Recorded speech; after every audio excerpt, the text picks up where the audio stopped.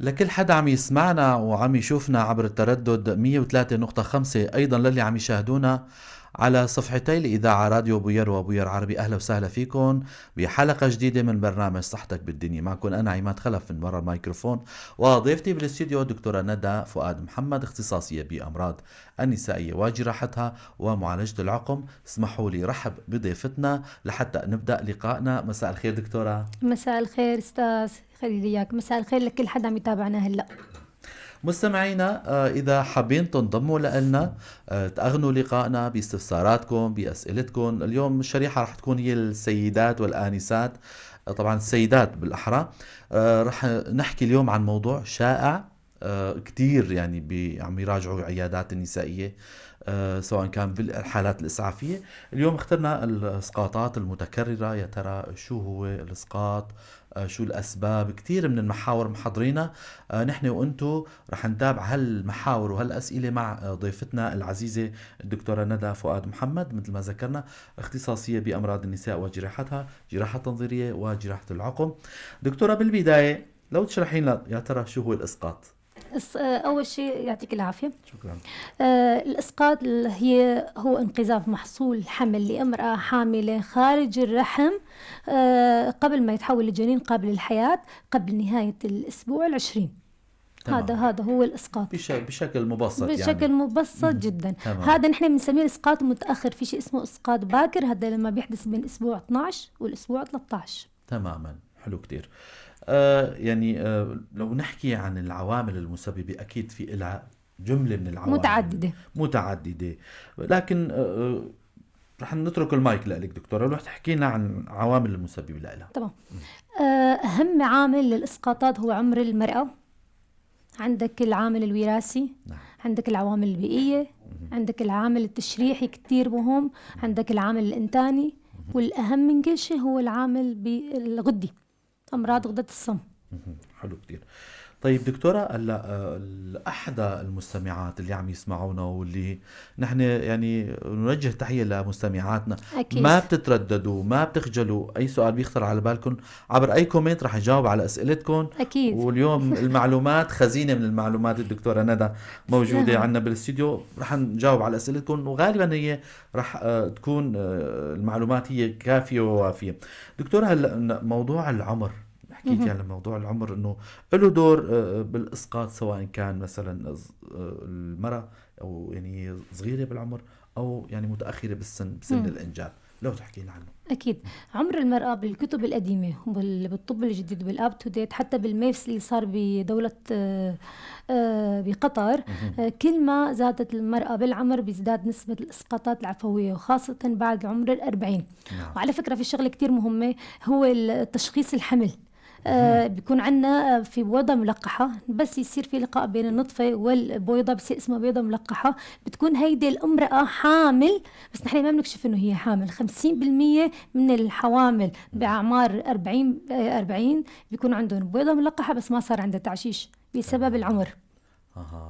اذا العمر ما بيخلي بغض له. النظر إذا كانت هيدي البويضة عندها شذوذ صبغي ولا سليمة. تماما، هاي امور ثانية يعني يعني فضي حلقة. بشكل بسيط، كل ما زادت عمر المرأة بيزيد نسبة الإسقاطات العفوية عندها. تماما. دكتورة، هل هناك يعني إذا بدنا نحكي عن إجراءات استقصائية مثلا إنه تساعدكم للتشخيص، إنه مثل تحاليل إيكو، إجراءات تانية روتينية بتساعدكم بتشخيص المرض مثلا؟ كيف آه، بتشخصوا الحالة مثلا؟ أستاذ عماد، هلا حكينا قبل شوي عن العوامل. نحن نعم. بنعتمد على العامل المسبب. آه. حسب عامل المسبب نحن بنشخص. فاجت امرأة مثلا، إذا مثلا عندها إسقاطات متكررة، أول شيء خلينا نعرف شو هو الإسقاط المتكرر. نعم. هي 3 إسقاطات متتالية ورا بعضهم، 3 إسقاطات متتالية ورا بعضهم أو أكثر عند امرأة. هيدي نحن بنسميها، هيدي المرأة هيدي عندها إسقاط متكرر. هلا قبل شوي أنا حكيت عن العمر نحن ما فينا نساعد.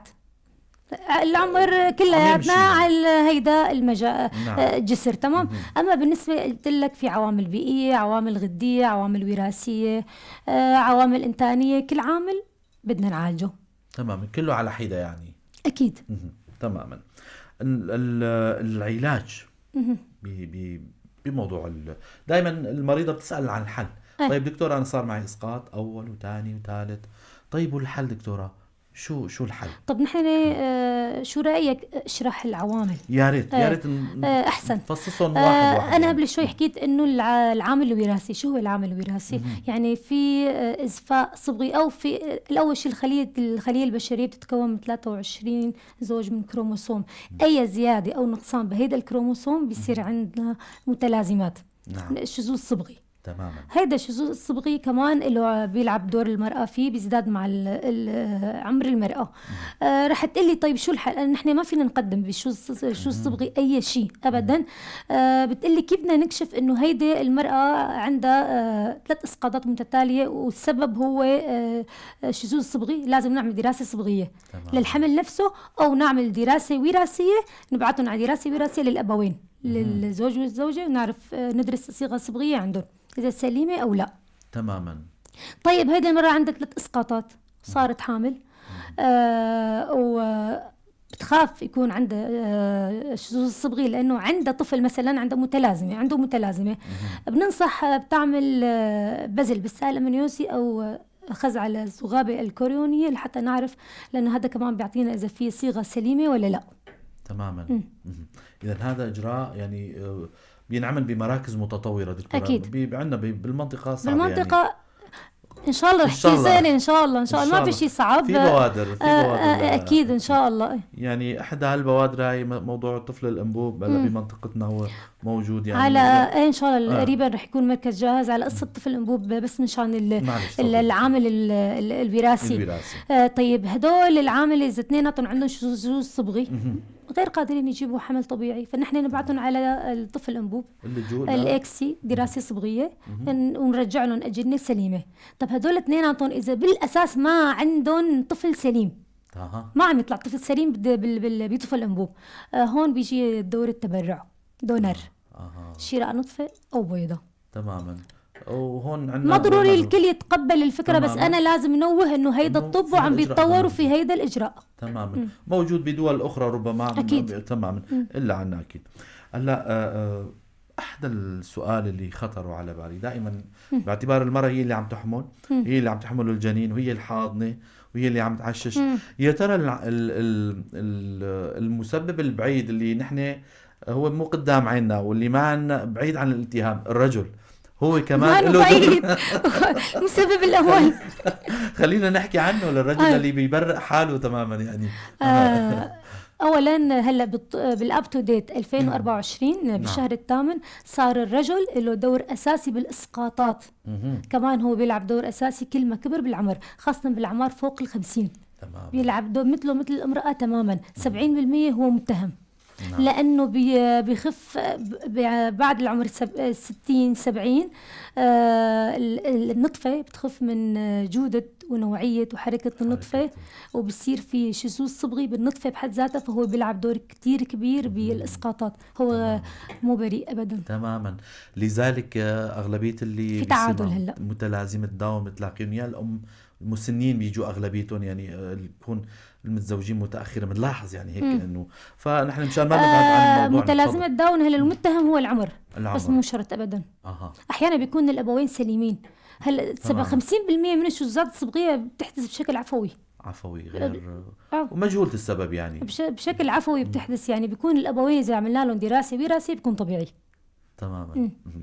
رح ذكر مستمعينا ومستمعاتنا بالاحرى للي عم يسمعونا، انتم عم تسمعوا برنامج صحتك بالدنيا. ضيفتنا بالاستديو دكتورة ندى فؤاد محمد، اختصاصية بامراض النساء وجراحتها، جراحة تنظيرية ومعالجة العقم.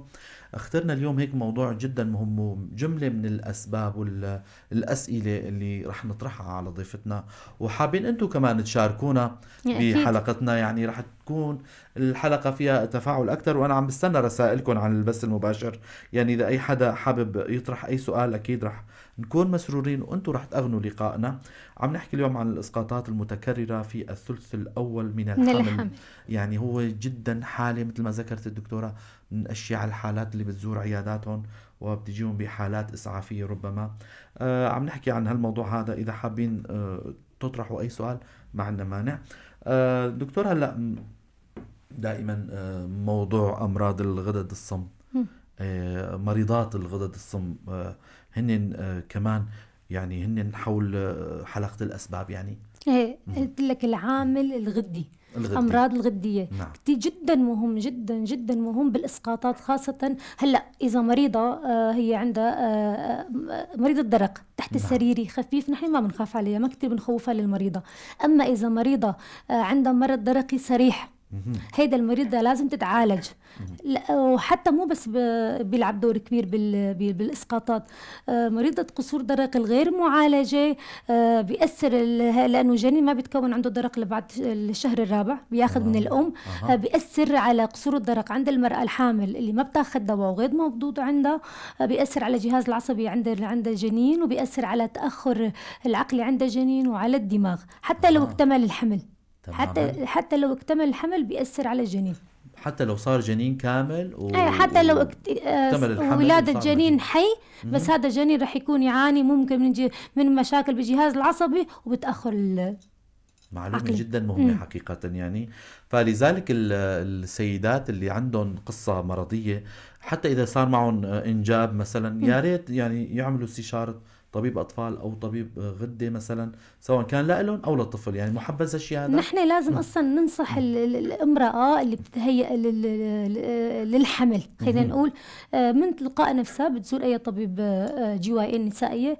ودائما أنا من الأشخاص اللي دائما بطلب الغدة الدرقية، وما راح ننسى كمان السكري كمان جدا، هدول كمان معرضين للإسقاطات المتكررة. ومرضى السكري هي المعرضة أصلا ليصير عندها غدة درقية تماما. إذا شو تناسب طردي يعني، تناسب طردي بين المرضى السكري وغدة درقية، خاصة قصور غدة درقية. الأخت أو الأخ أياس أكيد رح نجاوب على سؤالك. نحن عم نخلي الأسئلة شوي لا تتراكم ورا بعضهم، حتى نحن كمان سلسلة الأفكار والمواضيع والمحاور اللي اخترناها هيك تكون سلسة، وأنتم كمان تستفيدوا أكيد. من معلومات الدكتورة ندى. دكتورة، أنه في بعض الإسقاطات عم تكون مجهولة السبب، يعني بنسمع يعني أحيانا سواء كانوا بأساتذة، يعني مرضى الأساتذة، وسواء مرضى العيادات النسائية. شو هن يعني لو تحكينا على هالمحور هذا؟ ايه صح.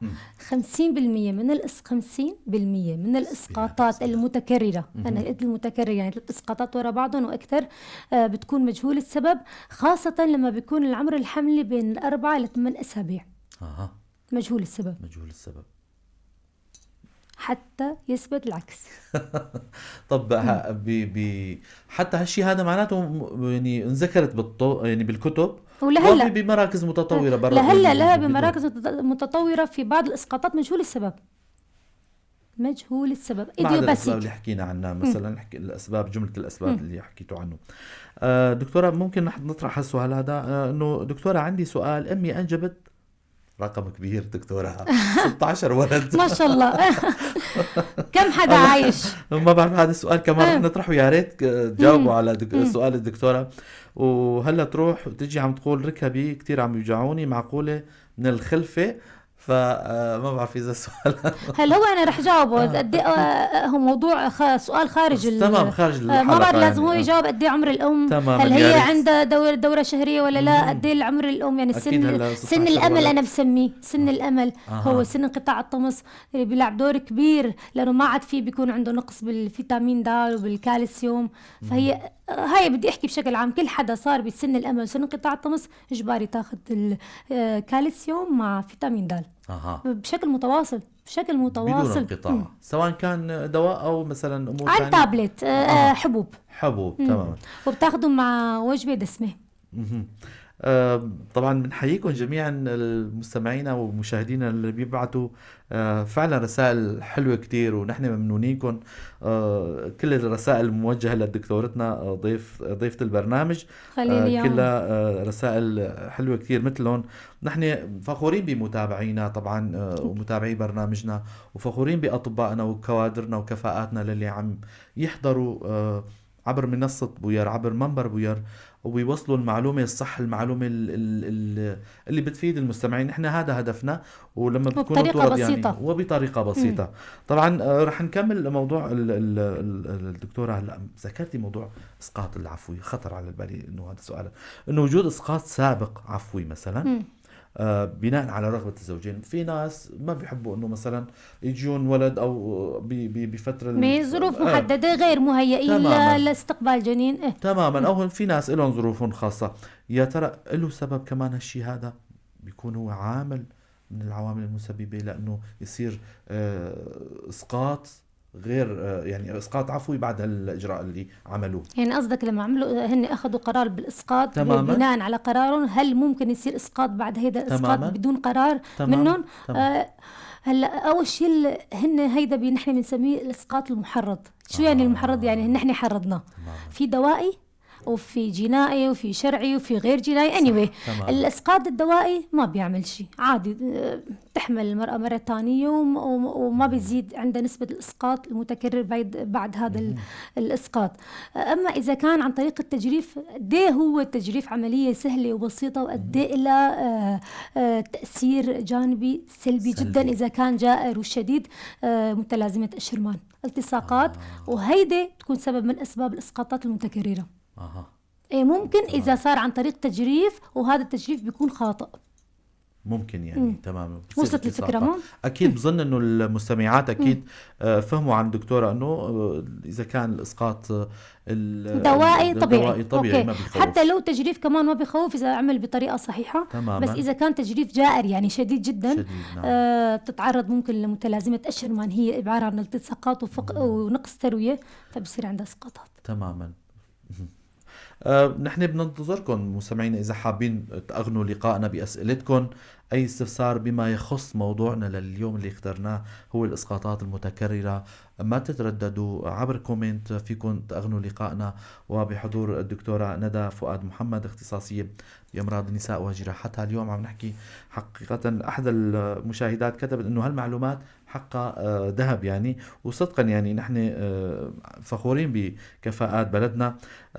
عم ندور إن شاء الله على بدنا نطور مدينة القامشلي إن ومدينة شاء الله، القامشلي إن شاء الله، هيك لأنه بالجيل هلا بمجموعة من الأطباء الكوادر الموجودة جميع الاختصاصات حتى. أكيد. يعني هلا طفل الأنبوب هو موجود أحدى، يعني عم نحكي عن أحدى الأمور اللي يعني عم يحاولوا الأطباء أنه يخدموا أبناء البلد لا معاناة السفر والتكلفة وأمور أخرى يعني. طفل الأنبوب وتحديد جنس ودراسة وراثية وتجميد نطاف وتجميد البيوض رح يكون موجود إن شاء الله. كفاءات إن شاء الله يشتغلوا هون. بحاجة ل يعني جلب أمور خاصة بهالتطورات هاي. فنحن نحب إنه دائما أطبائنا يكونوا مواكبين للتطورات والتحديثات الجديدة بما يخص مجالات الطب كافة، وإن شاء الله مقبلين على أمور خير إن شاء لأنه الله. الشعب بحاجة. تماما شعب بحاجة. هذا غير إنه تعب السفر على المحافظات الأخرى والمصاريف. أكيد عناء للمريضة نفسها. وغير هيك يعني إذا المركزي رح ينفتح إن شاء الله رح يخدم محافظات قريبة منا مثل محافظة رقة، دير الزور. جميل جدا. إن شاء الله نحن دائما متفائلين دكتورة. دكتورة كمان سؤال مهم يعني كنا نحن تحت الهواء قبل الحضور عم نحكي عنه أيضا، موضوع زواج الأقارب، يا ترى له دور؟ بالإسقاطات المتكررة؟ نعم. هو نفسه العامل الوراثي بندرس طبعا له دور مثل انا على فكره انا ضد الزواج الاقارب. انا اي حدا يسالني ضد. طب إذا درجه اولى ولا ثانيه ولا ثالثه. طب إذا حبوا بعضهم هاي شيء ثاني. بنبارك لهم. ايه بيلعب دور جدا كبير. ما هو فالامراض الوراثيه بيزيد نسبه فرصها تماما عند الزواج الأقارب، سواء الإسقاط أو غيرهم يعني. أي تمام. تشوهات هو الأخرى. الأمراض الوراثية لما أنا قلت أحد الأسباب أو السبب الأساسي للإسقاطات هي الوراثة. نعم. شذوذ الصيغة الصبغية، وهدول أكثر الأشخاص اللي الأقارب بس يتزوجوا بيزيد فرص أحيانا على فكرة بيطلع لهم المرض ما بيكون موجود بكل العائلة. صح. بتلاقي فيه امراض غريبه جدا يعني نادرة. بس ما يخافوا، الطب متطور وفي تحليل بيعملوه بننفي اذا عندهم هن قابلين للامراض الوراثيه ولا لا حتى قبل الزواج. هاي طبعا هلا بس اذا كثير بتحبوا بعض لا تعملوا هيدا. رجعتينا على موضوع نحن كمان يعني حابب انا اطرحه مره ثانيه، موضوع الاجراءات المطلوبه قبل الزواج. يعني في مثل دراسه خلينا نسميها او اي شيء ما قبل الزواج، اللي مقبلين على مشروع زواج سواء كانوا اقارب او غير اقارب، يعني ان شاء الله بالمدى القريب ان شاء الله رح نتناول هالموضوع هذا أكيد ايضا، أكيد انه أكيد. مهم جدا.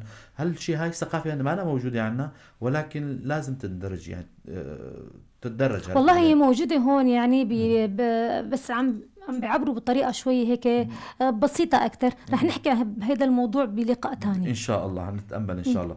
دكتوره هلا كمان سؤال اخر، اذا كانت في 3 اسقاطات متكرره ورا بعضهم، هل من الممكن انه يصير انه تكرار الاسقاط او يصير حمل، سواء كان في 3 اسقاطات؟ الإسقاط المتكرر هو نعم. 3 إسقاطات. في عالم اسمه استنمان بعام 1946. هي دراسة كتير قديمة بس لساتها موجودة. إذا المرأة عندها 3 إسقاطات متتالية، نسبة إسقاط رابع عندها بيكون ب 83%. نسبة لا بأس بها. 83% بالضبط. عامل مسبب ثلاث 3 اسقاطات. اسقاطات. امرأة زارتني بالكلينيك وعندها 3 اسقاطات، بتسألني طبعا اكيد يعني الواحد لازم يكون لطيف كتير مع المريض. نعم. بس طبيا بقول لها انت ممكن تتعرضي لاسقاط رابع. تحطيها بالصورة طبعا. مطلوب. دكتورة هلا خلينا شوي هيك نرجع للنقطة اللي خليتيني أوقف عندها، أنه مثلا لأي درجة له دور الطبيب بطمأنة المريض وبإيصال المعلومة اللي مثل هلا ذكرتيها، انه للمريض انه ما يخاف، حتى انه الخوف بحد ذاته قد يشكل سبب ما لوجود اي حالة نفسية للمريضة. فموضوع التعامل والاخذ والعطاء مع المريضة، اخذ القصة المرضية، خلينا نسميه الانرجي بوزيتيف اللي بيعطوها للمريض تبعهم، لاي درجة بيلعب دوره هالشي هذا لراحة النفسية عند المريضة، وبتخلي المريضة تكون متعلقة بطبيبها. تماما. سؤال كتير حلو. أنا بحس هو خارج موضوعنا ربما، ولكن لا مو خارج الموضوع. هو هذا العلاج النفسي أهم من كل شيء. يعني أنا كدكتورة إذا رحت لعند الدكتور وما ارتحت له مستحيل أرجع لعند هيدا الدكتور. تماما. وأنا عندي مبدأ أستاذ عماد، المريض عم يشتري وقتي، فأنا رح أحترم هيدا الشراء. تمام. أكيد. ومعروفة أنا المريضة بتضل عندي ساعة، نص ساعة، 3/4 ساعة، ما عندي مشكلة، لأنه أنا من الأشخاص عندي أسئلة محددة لحتى أوصل للتشخيص. يعني أنا بسأل كتير طبعا أسئلة طبية لحتى أوصل لهذا التشخيص. نحن بنسمي بلاسيبو، يعني هذا العلاج الوهمي، هو العلاقة العاطفية بين الدكتور والمريض. صح. وبيلعب دور جدا مهم على فكرة لحصول حمل طبيعي بعد 3 إسقاطات. جدا جدا مهم. يعني المريضة دايما بتكون بحاجة، حتى مو مرضى، كلياتنا نحن بحاجة لكل الكلمة الحلوة. صح أكيد. طب وهالشي هذا إذا كان هالشي هذا يعني له يعني هالشي موجود، سواء خلينا نحكي إنه العامل النفسي للمريضة ما إنه هي عايشة بظروف معينة ببيت حماها، عندها ضغوطات معينة، بكون هي الزوجة الثانية أو اللي هي تكون الزوجة الأولى. يا ترى هل كمان العامل النفسي له دور؟ الرد اسمه الرد. بيلعب دور. كمان 13%. نسبة في له نسبة معينة 13%. رقم يعني. تحياتنا للأخ رودي رسول. بعد سؤال أكيد رح نطرح السؤال للدكتورة، وما بعرف هو كاتب. تحياتي دكتورة، إذا ممكن سؤال طبي، شو هو العوامل المؤثرة التي قد تؤدي إلى الإجهاض المتكرر من الناحية الفيزيولوجية والجينية؟ الدكتور أكيد يعني هلأ من شوي بتوقع حكت الموضوع هذا. وهل هناك فحوصات جينية مثل تحليل الكروموسومات أو اختبار هرمونية مثل قياس مستوى البروجسترون أو البروتينات؟ الأخ يبدو دكتور. يعني دكتور يا أما برافو عليه. فالتي يمكن أن تساعد في تشخيص الأسباب الكامنة. حلو كتير الوصف، سؤال جدا حلو. وما هي الخيارات العلاجية المتوفرة سواء كانت طبية أو جراحية لتحسين معدلات الحمل المستدام؟ سؤال محبوك، بنوجه تحية لك. مستقصد. حلو السؤال. بس رح أجاوبه. تمام. على فكرة سؤاله كله عم بيدور حول العامل الغدي. هو سأل عن الهرمون. نعم. شو اسم الهرمون اللي كان ذكره؟ الكروموسوم. الدراسة الصبغية الكروموسوم. أيوة. الناحية الفيزيولوجية والجينية. تمام. النمط الوراثي، دراسة النمط الوراثي. هو ذكر في، معلش تعيد السؤال. تفضل دكتور اذا حابه مثلا تقي السؤال من الموبايل كمان ما في مشكله. نحن بنكون مبسوطين لما المستمعين هذا هو والمشاهدين. انا جاوبت على اول جانب من السؤال، انه دراسه الكروموسوميه هي نحن بنعمل كاريوتايب، اسمه الكاريوتايب، دراسه نمط الصيغه الصبغيه نعم لدى الابوين، او الاسقاط اللي بيصير عند الجنين. ناخذ خلايا وبندرس، وهو عم بيسال كانه تسكر التليفون، وهو نعم عم يسال عن الهرمون البروجسترون، جدا مهم على فكره هرمون البروجسترون. نعم يعني هو عم يحكي عن قصور الطور اللوتئيني. قصور الطور اللوتئيني هو سبب من اسباب الاسقاطات. يعني لما بيكون عندك هرمون بروجسترون كتير منخفض بالجسم، نعم. ممكن يصير بويضة ملقحة بس ما بيصير عند تعشيش. الرجل طبعا. لا، عند المرأة نحن عم نحكي عند عند المرأة. المرأة. والبروتينات المصلية نحن هلا حنحكي الانتي فوسفوليبيد، نحكي عن الاسباب المناعية، لسه ما وصلنا لها. تماما. السبب المناعي مثل الاضداد الفوسفوليبيد، الذئبة الحمامية، بدنا نحكي عليها هلا. تمام. طبعا نشكركم المستمعين. وحجاوب كمان او شو عم بيقول، شو الاختبارات. نعم خلينا نجاوب على السؤال يا خطوة ريت. خطوة. نعم. هلا هو عم يحكي عن الأسباب المناعية. أنا نعم. قلت لك سبب مناعي. من أشياء الأسباب المناعية هو متلازمة الفوسفوليبيد والذئبة الحمامية. نعم. فيه تحاليل نحن بنعملهم، الأجسام الضدية المضادة للأنتي فوسفوليبيد، IgG و IgM، هدول بالمخابر نحن بنعملهم. الذئبة الحمامية كمان بنعمل أجسام المضادة لهيدي لنشوف نسبتها، وبنعطي الدواء المناسب. حلو. هاي الأمراض المناعية. تمام. أحيانا الأمراض المناعية بتكون غير مشخصة، يعني تحت السريرية. صح. دكتورة هلا حكيتي عن موضوع الطفل الانبوب. الاخ بيري محمد كاتبه دكتورة، طفل انبوب ممكن اكثر من طفل ينزرع، وشو نسبة النجاح؟ كنصيحة بدنا منك دكتورتنا. طبعا هو سؤال اكيد برات موضوعنا، ولكن رح نجاوب. ايه حلو كتير يعني. سؤال وجيه يعني. هو قصده ارجاع الأجنة. فينا من جنين ل4 أجنة. بس أنا مع فكرة إرجاع جنين أو جنينين. تمام. نسبة النجاح أكثر، تكون أفضل يعني على حساب هالأربعة. يعني هاي دراسات ربما دكتورة ولا اجتهاد؟ لا دراسات هاي. دراسات هاي. حلو كتير. وحتى بالحياة العملية أستاذ، حتى بالحياة العملية عم نشوف نسبة نجاح إرجاع جنين واحد أو جنينين أكثر من إرجاع 4 أجنة. دكتورة، خطر على بالي موضوع مرضى الكانسر، السرطان أيضا. مثلا تكون سيدة مصابة وهي حابة يعني تأنجب، شو الوضع؟ مصابة بسرطان شو؟ سرطان رئة، سرطان لا، رحم. بدها تتعالج بعدين. بعد العلاج ولا تكون مهيئة؟ لأنه العلاج الكيميائي هو سبب من أسباب الإسقاطات. تماما. إذا المريضة اللي إذا عم يصير نحن عندنا الحمل العنقودي أو الراحة العذارية، نحن بنعطي ميتوتريكسات نمنعها من الحمل على الأقل مدة زمنية طويلة يعني. أكيد. على هيدا المستوى. عم ادور على اسئله مستمعينا. هلا لموضوع الامراض المناعيه حكيتي عنها، قلتي انه بدي اوسع اكثر يعني دكتور، اذا معنا وقت لسه، اذا حابه تحكي عن موضوع الامراض المناعيه ودورها في الاسقاطات. المرض المناعي هو لما بيكون عند المرض المناعي بيصير في عندك اضداد، هذه الاضداد بتهاجم الصفيحات وبيعمل من نوع من التخثر، بصير عندنا اسقاط. ومو بس بيصير عندنا اسقاط، ممكن يصير عندنا موت جنين فجائي بالشهر السابع. ما بقى اسمه اسقاط، هذا صار اسمه اجهاض. تماما.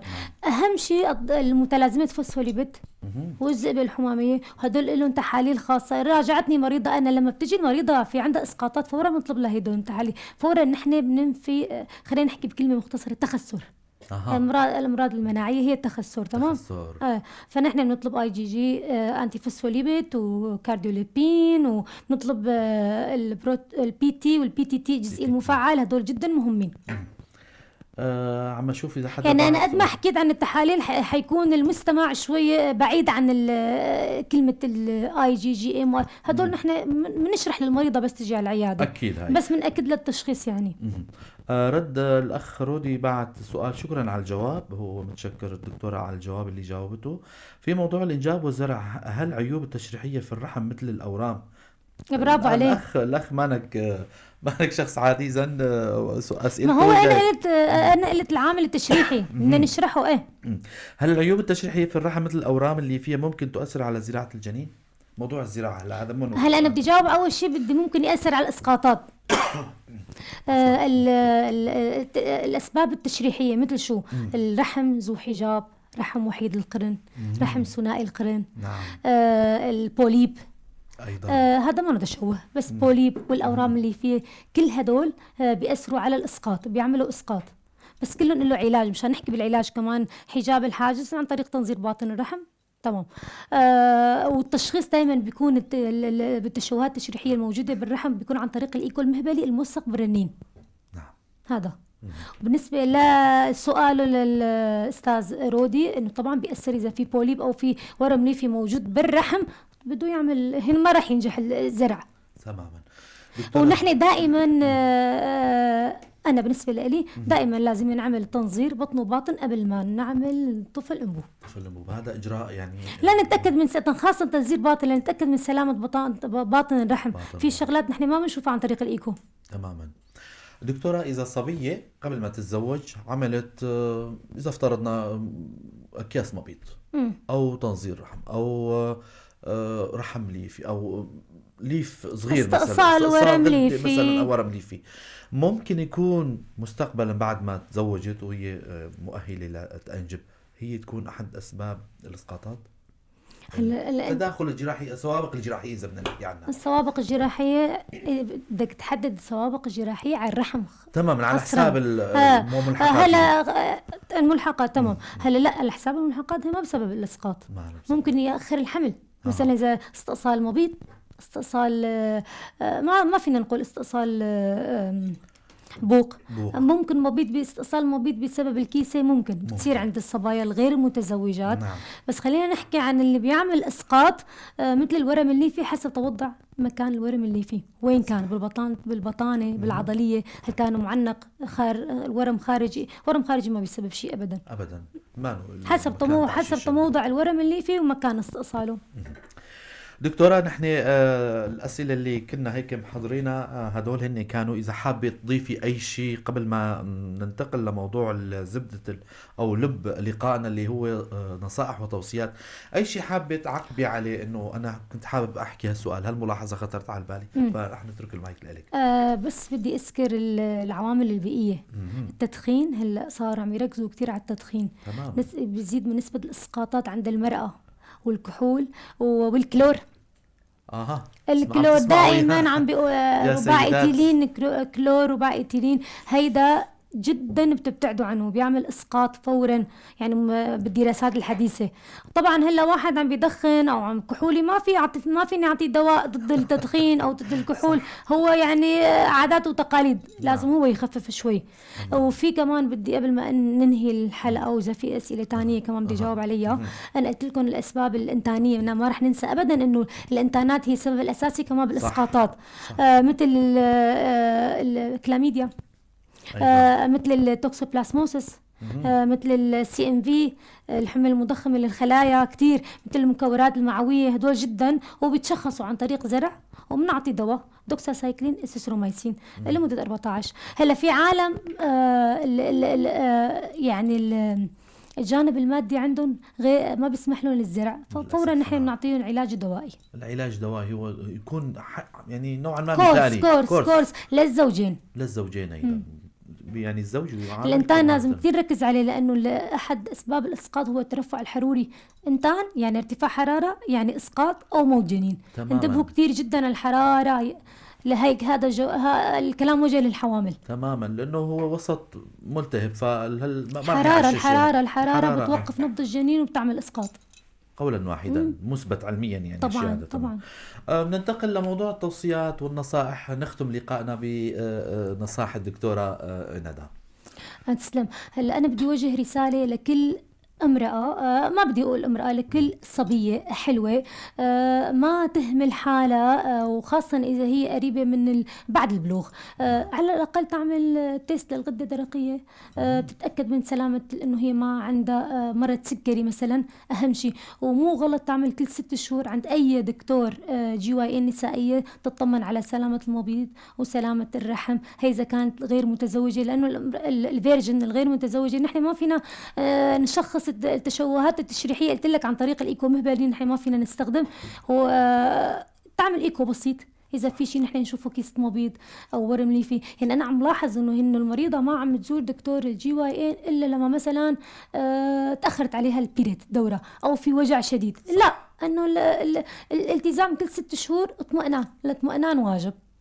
ولو لمرة واحدة مثلا يعني ولو مرة واحدة، وكمان كل 6 شهور أو كل أو أفضل يعني. تماما. ايه وشغلة تانية كمان إنه التدخين هلا والله هي دراسة 2024 2025 كتير عم يركزوا على التدخين. تماما. يعني خففوا من التدخين، وهي هي النصائح تماما. إذا عندهم. وشوي من شوي حكيت عن موضوعين تانيين، الكلور، استخدام السيدات الحوامل اللي ربما بيعمل الكلور. توقف نبض الجنين. تمام. بدي هي دراسة قديمة جدا وحديثة تماما. يعني بالكتب القديمة، وبيعمل إسقاط. بالإضافة إلى الحرارة. الحرارة هذا خط أحمر. خط أحمر. بالإنتان يعني التهاب يا جماعة، أي التهاب يصير عندك ترفع حروري أنت فورا بتنسى كل شيء، بتنزل الحرارة. حامل بتنزلي حرارتك. خطوة واحدة. دكتورة ندى فؤاد محمد، ألف شكر لك على حضورك أهلا وسهلا. الجميل والمعلومات القيمة. سرورنا بوجودك بوجودك. الحضور بيصير أحلى. شكرا تسلم شكرا أستاذ. دكتورة. كنا مسرورين جدا بحضورك، وشكرا لك على معلوماتك أهلا وسهلا. القيمة. على أمل نلقاكم مستمعينا ومتابعينا بحلقة جديدة، ضيف جديد. تضلوا بخير وسلامة.